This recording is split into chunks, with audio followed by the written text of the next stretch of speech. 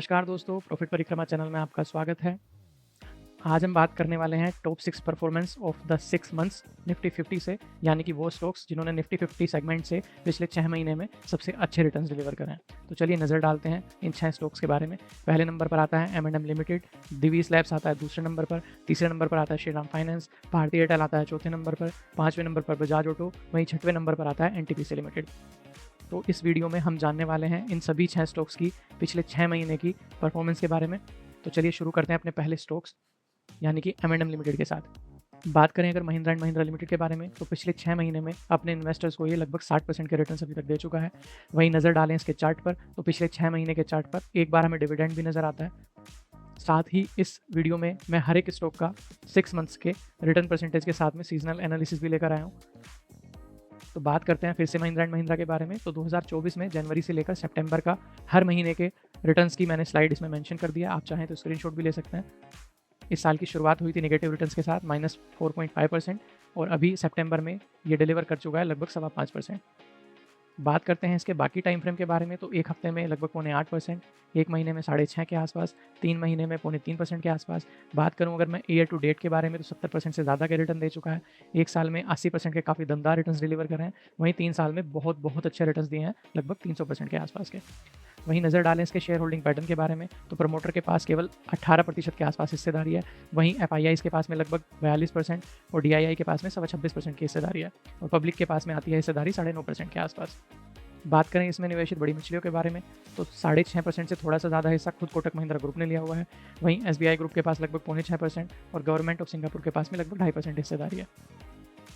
तो पिछले 6 महीने में अगर 6 स्टॉक्स के बारे में हम बात करते हैं, तो पहले नंबर पर महिंद्रा एंड महिंद्रा आता है। तो चलिए अब चलते हैं अपने दूसरे स्टॉक की तरफ। दूसरा स्टॉक है हमारा दिवीज लैब्स।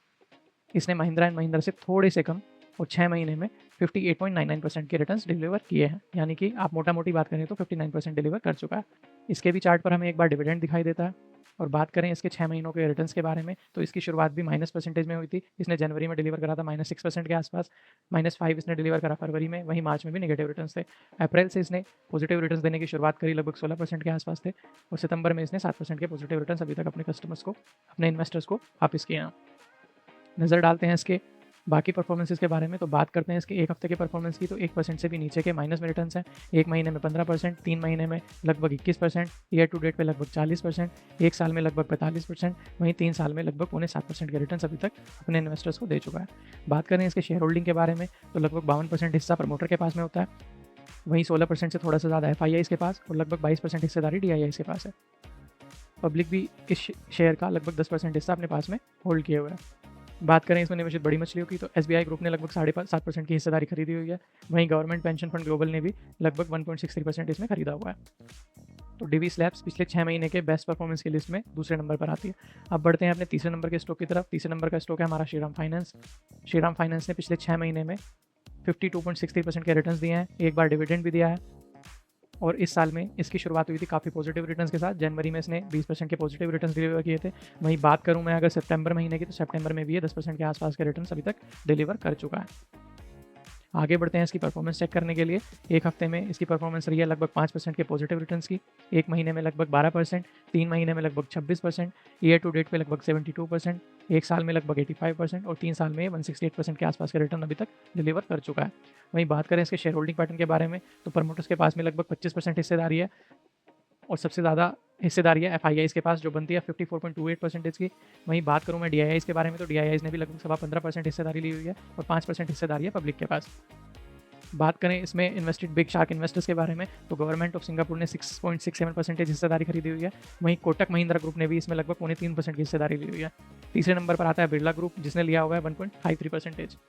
तो श्रीराम फाइनेंस हमारे टॉप 6 स्टॉक्स में से तीसरे नंबर पर आता है। अब चलते हैं अपने 4th नंबर स्टॉक की तरफ और बात करते हैं भारती एयरटेल के बारे में। भारती एयरटेल ने 6 महीने के टाइम फ्रेम पर 38.96% के रिटर्न्स अभी तक डिलीवर किए हुए हैं। मोटा मोटी बात करें तो 39% वापस कर चुका है अभी तक, एक बार डिविडेंड भी दे चुका है।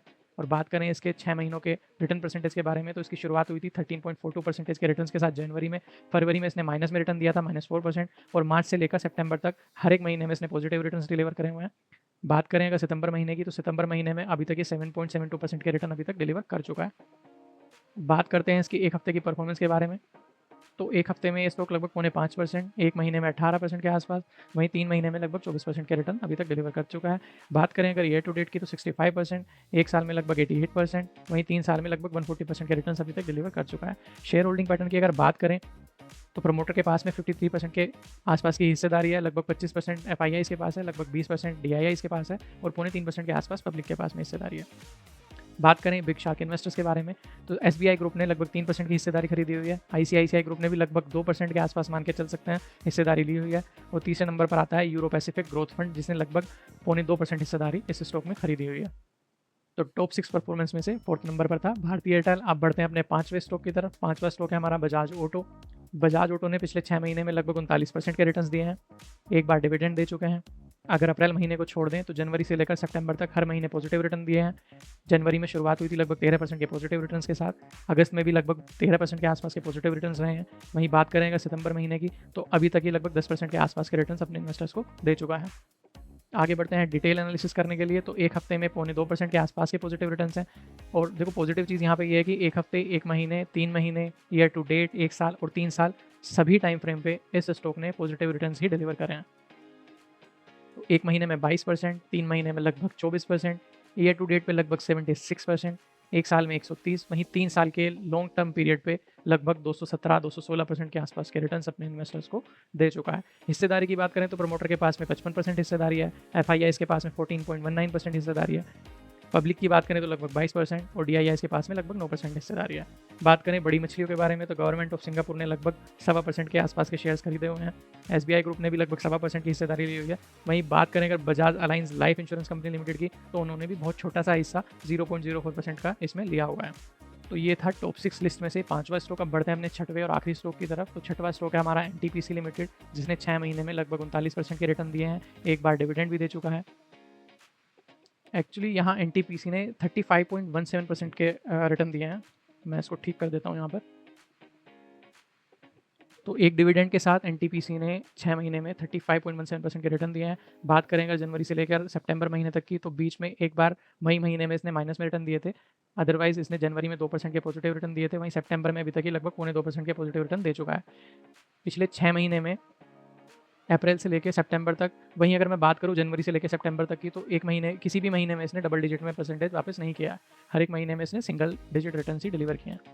आगे बढ़ते हैं इसके प्राइस परफॉर्मेंस के बारे में। तो एक हफ्ते में लगभग 6.25% रिटर्न दिए हैं, एक महीने में लगभग 4.5%, 3 महीने में लगभग 18.5%, ईयर टू डेट पे 36%, एक साल की बात करें तो 75%, वहीं 3 साल के लंबे समय अवधि में इसने 245% के रिटर्न्स अपने इन्वेस्टर्स को डिलीवर किए हैं।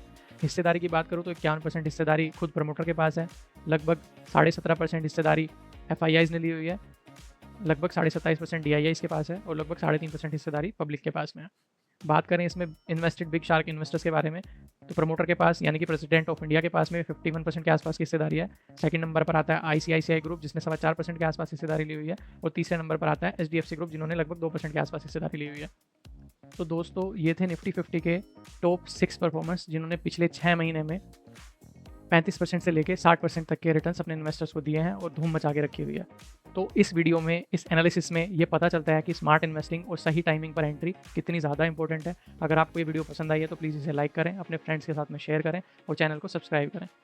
इसके साथ ही आप इंडिविजुअल स्टॉक्स का भी एनालिसिस हमारे चैनल पर देख सकते हैं, जैसे NTPC limited, hero MotoCorp, Nestle, Colgate, ICICI Lombard.